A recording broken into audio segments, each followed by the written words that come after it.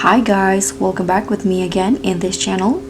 So in this video I'm going to show you the step-by-step guide on how you can get the Golden Peppermint Rod Skin for free in Fish It. So this rod skin is a limited time reward for the Christmas event, so you'll want to grab it before the update ends.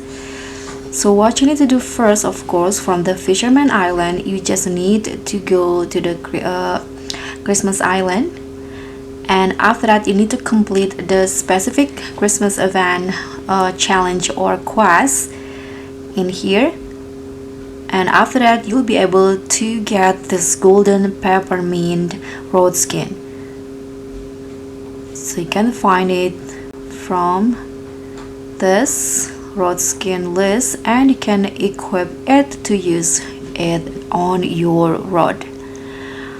So that's pretty easy. Thank you so much for watching. Don't forget to like, comment and subscribe. Also click on the thanks. So I'll see you in the next tutorial.